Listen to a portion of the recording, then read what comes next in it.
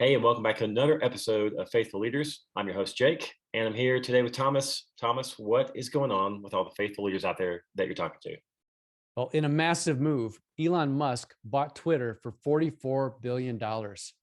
He knows that this is a war. We're in a war.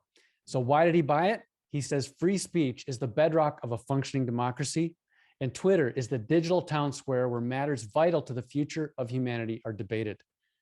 So he bought it for a reason. He bought it for a purpose.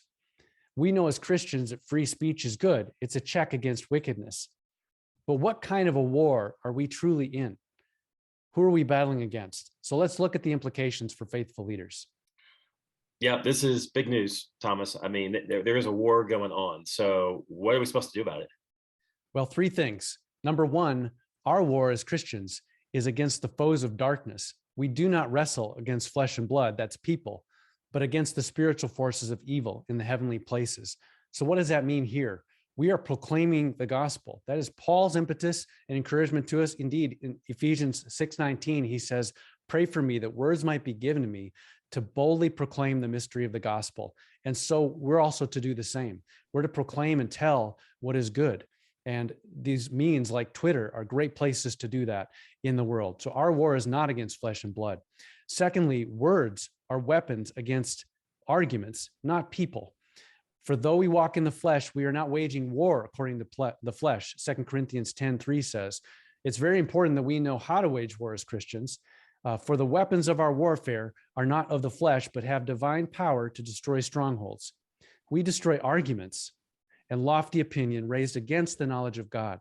So words are our weapons in the culture war and in the war of proclaiming the gospel, that we are to proclaim truth in love of people. The tongue is a powerful force, and we want to use it disciplined. If we're aiming at people, we're going to hurt people. If we're aiming at the arguments, we're going to destroy the arguments and proclaim truth. So that's second. Number three is we have deeds. All that we have as business leaders, we have many resources available to us, the time of others. We have money, we have equity, even debt financing, like Musk used to buy Twitter. Those resources, and we ought to do good with them for the glory of God. And so Christians have historically protected what is good in the world. So we want to use all we have in our businesses to make those kind of decisions, make those kind of investments, so the good things like free speech are protected, and that Christians have the freedom to proclaim the gospel. That's great. So if we have a defense and we try to protect what's good, what happens when we uphold those things? Well, we are faithful to what God requires of us to speak and to do, and all that pleases him. And we use all that we have in the real war that we have, which is against the principalities, and the war to proclaim the good news and the gospel of Jesus Christ, and to live in a world in such a way where we bless others.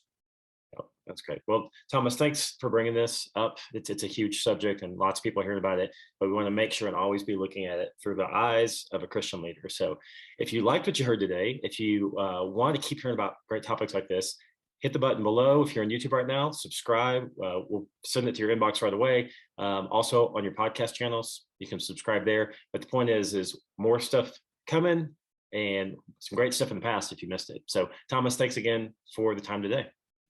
Thank you. Be faithful.